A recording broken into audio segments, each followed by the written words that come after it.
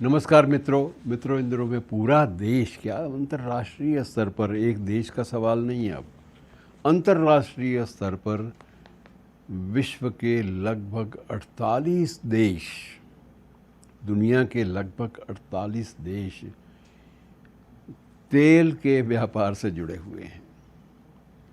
और प्राचीन भाषा में उनके लिए अगर शब्द तेली का शब्द है तो तेली का शब्द उन पर लागू नहीं होता, क्योंकि ये जो तेली हैं, ये तेल के जो कुओं के जो मालिक हैं, ये सबसे ज़्यादा विश्व में सबसे ज़्यादा जो समृद्ध लोग हैं, बड़े अच्छे ढंग से संपन्न लोग, राजनेता, ये उस श्रेणी में, उस कतार में ये लोग आते हैं। इसीलिए इन्हें सिंपल तेली तो नहीं कहा जा सकता।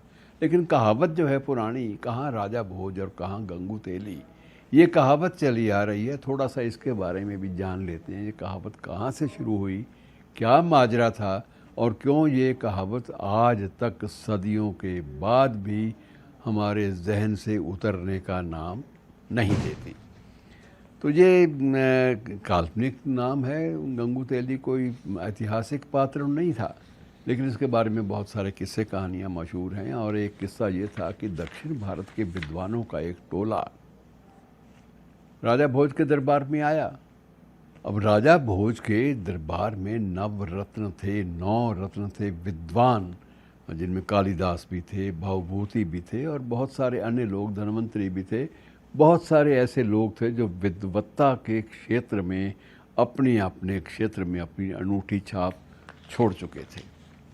दक्षिण के विद्वानों ने कहा कि भाई राजा भोज होंगे, उनके दरबारी भी होंगे, दरबारी होते हैं, लेकिन हम लोग जो स्वाध्याय से, जो स्टडी के द्वारा, जो अध्ययन के द्वारा, जो एक पांडित्य की शिखर, पांडित्य की सीमाओं को पार करके ऊपर तक चले गए हैं, हमारा ये मुकाबला क्या करेंगे।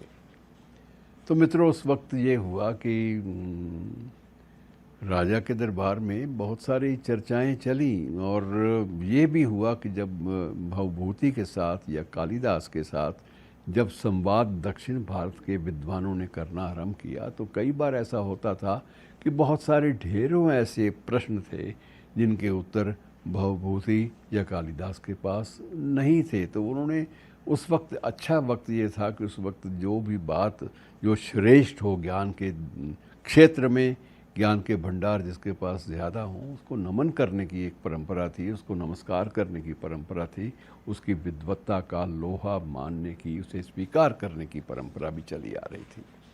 राजा भोज को ये तो लगा कि चलो विद्वान जहाँ से भी आए हैं, दक्षिण भारत से आए हैं, तो भी उनका सम्मान तो होना चाहिए। लेकिन मेरे अपने दरबार की एक शोभा बने हुए हैं जिनकी मैं इतनी सेवा भी करता हूँ, जिनको अध्ययन और ज्ञान आर्जन, ज्ञान को अर्जित करने के सारे संसाधन मैंने जुटाए हैं, जिनके लिए वे लोग आज कैसे कमज़ोर पड़ गए। तो इसी बात को लेकर राजा भोज ने एक, उनके दरबार में एक और व्यक्ति था, उनकी प्रजा में, दरबार में तो नहीं कहना चाहिए, प्रजा का वो दरबार का हिस्सा नहीं था, लेकिन वह व्यक्ति एक सामान्य जन था, लेकिन विद्वान, विद्वत्ता उसकी भी थी। उसने सारी विद्वत्ता सिर्फ अनुभव, जीवन के अनुभव से प्राप्त की थी। और उसका एक बात ये भी थी, वो राजा साहब के सामने एक बात ये भी कहा करता था कि मैंने जो कुछ ग्रहण किया है महाराज, वो सारा का सारा जो अर्जन है वो मैंने असफलताओं की कहानियों से किया है। जहाँ जहाँ कोई विद्वान असफल होता है तो मैं असफलता के कारणों को तलाश करते हुए, नाकामयाबी के कारणों को तलाश करते हुए मैं उसे कामयाबी की ओर लाना या सफलता की ओर लाने का प्रयास करता हूँ बड़ी ईमानदारी के साथ। तो राजा भोज ने उसके बाद उससे कई बार चर्चाएं भी की और बड़े प्रभावित हुए कि अगर सामान्य जन मेरे राज्य का ऐसा विद्वान है तो मुझे गर्व होना चाहिए। तो जिस दिन दक्षिण भारत के विद्वानों ने राजा भोज के नवरत्नों को थोड़ा सा एक शर्मिंदगी का या कमी का एहसास दिलाया, तो राजा भोज ने कहा कि एक विद्वान मेरे राज्य का और है, वह उससे मैं आपको मिलाना चाहता हूँ। अब राजा भोज के दरबार में उस गंगू तेली, जिसको उन्होंने जो उसका परिचय दिया राजा भोज ने, वो तो गंगाचार्य का नाम उसको देकर उसको प्रस्तुत किया कि ये मेरे राज्य के प्रख्यात विद्वान हैं जिनका नाम गंगाचार्य है। दरबार वाले भी देखते रहे, कालिदास भी देखते रहे, भावभूति भी देखते रहे कि ये महाराज जी ने कहाँ से पैदा किया। तो वो व्यक्ति जो है गंगा, वैसे तो पेशे में तो उसका नाम जो है क्षेत्र में गंगू तेली था। वो गंगू तेली जब गंगाचार्य के नाम से और तैलाचार्य के नाम से दो दो उसको नाम दिए गए, इस आचार्य के नाम से उसको दरबार में प्रस्तुत किया गया, तो राजा को लगता नहीं था कि ये जो व्यक्ति है ये कुछ कर पाएगा। लेकिन उनका ये भी था, जब बड़े बड़े कालिदास भी हार गया, भवभूति भी हार गया, मेरे बाकी रत्न भी हार गए, तो हो सकता है कुछ चमत्कार हो जाए। और चमत्कार होने की बात भी धीरे धीरे सिद्ध हुई और उन्होंने दक्षिण के विद्वानों ने कहा कि पहले हम सांकेतिक भाषा में बात करेंगे। तो मान गए गंगाचार्य उर्फ गंगू तेली कि ठीक है आप करिए। राजा भोज ने भी अनुमति दे दी, ठीक है आप पहली जो बातचीत है, संवाद है, डायलॉग है, वो संकेतों की भाषा में कीजिए। और बहस की जो शुरुआत थी वो सबसे पहले जो हुई तो एक दक्षिण भारत के विद्वान ने गंगाचार्य महाराज अर्थात गंगू तेली को एक उंगली दिखाई। जब एक उंगली दिखाई तो गंगू तेली ने जवाब में दो उंगलियां दिखा दी। विश्लेषण बाद में देना था, लेकिन सांकेतिक भाषा यहाँ से आरंभ हुई कि उन्होंने एक उंगली दिखाई, इधर से जवाब में दो उंगलियां दिखाई गईं और उसके बाद दक्षिण भारत के विद्वान ने 5 उंगलियां दिखा दी। उसका मतलब ये था कि व्याख्या करने में कितना ज़्यादा कर लेगा व्याख्या, कहाँ तक ये एक्सप्लेन कर पाएगा इन उंगलियों का रहस्य। उन्होंने 5 उंगलियां दिखा दी।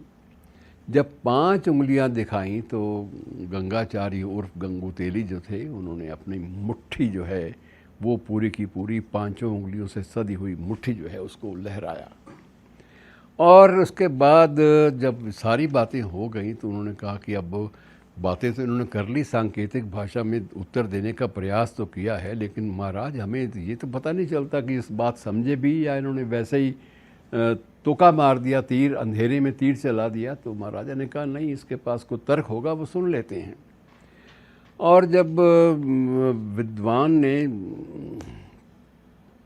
पहले दक्षिण भारत वालों से पूछा भी आपने जब एक उंगली उठाई तो आप क्या सिद्ध करना चाहते थे, तो उन्होंने कहा महाराजा हम तो ये सिद्ध करना चाहते थे कि ब्रह्मांड का निर्माता, पूरे ब्रह्मांड का निर्माता एक शिव ही है, क्योंकि वो लोग शैव होते हैं दक्षिण भारत में। भगवान शिव ही पूरे ब्रह्मांड के निर्माता हैं। और गंगू तेली ने जब उनसे पूछा गया कि महाराज गंगाचार्य जी आपने 2 उंगलियां क्यों उठाई, तो उन्होंने कहा कि शिव जो है वो अधूरे हैं जब तक उनके साथ शक्ति ना जुड़ जाए। तो शिव शक्ति, इसको अर्धनारीश्वर कहा गया है। जब तक अर्धनारीश्वर का पूरा स्वरूप ना आए तब तक सृष्टि का निर्माण नहीं हो सकता, इसलिए मैंने 2 उंगलियां उठाई। और इसी प्रकार से फिर 5 उंगलियों की बात चढ़ी। तो जब 5 उंगलियों का संकेत सामने आया तो वो भी गज़ब का था। तो पूछा गया दक्षिण भारत वालों से भी 5 क्यों दिखाई, तो उन्होंने कहा 5 हमने ये उल्लेख किया कि 5 इंद्रियां जो हैं वो समूची जो मानव जाति है उसको चलाती हैं। मानव जाति के अलावा जो प्राणी मात्र हैं उनको भी चलाती है। 5 जो शक्तियां हैं जिसे हम सेंसुअलिटीज़ कह देते हैं कि एक सूंघने की शक्ति है, देखने की शक्ति है, सुनने की शक्ति है, तो 5 शक्तियां, 5 इंद्रियां जो हैं इस बात की 5 उंगलियों की प्रतीक के रूप में हमने सामने दिखाई। और गंगू तेली से पूछा कि महाराज ये संकेत आपने मुट्ठी दिखा दी, इसका मतलब क्या हुआ, तो उसने कहा महाराज मैंने तो ये दिखाया कि 5 जो इंद्रियां हैं उनको भी एक स्वर में, सूत्र में पिरोना संभव है, और उनको जब तक वश में न किया जाए तब तक वो 5 इंद्रियों का भी कोई अस्तित्व नहीं रहता। और त्याग और तप के रास्ते पर चलना है तो 5 इंद्रियों को वश में लेना पड़ेगा। और इस सारी बात से वो निरुत्तर हो गए दक्षिण भारत के। उन्होंने क्षमा याचना की और कोई बहस नहीं की और चुपचाप वहाँ से अपनी पोथे उठाए और दक्षिण भारत की ओर वापस रवाना हो गए। और राजा भोज ने उसको माना कि ये बात भाई ये ज्ञान तुमने कहाँ से अर्जित किया, तो उसका एक ही उत्तर था कि महाराज स्वाध्याय। और तेल जो है ये भी बिना स्वाध्याय के नहीं समझ में आती, तेल की माया भी। तो ये तेल जो है उस वक्त के गंगू तेली वाला तेल आज पूरी दुनिया के लिए एक समस्या बना हुआ है और उसके 48 देशों के जो व्यापारी लोग हैं, देश हैं जो व्यापारी देश, वो इस गंगू तेली के बिल्कुल उसी दिखाए हुए रास्ते पर आगे चलने का प्रयास कर रहे हैं। शुक्रिया दोस्तों।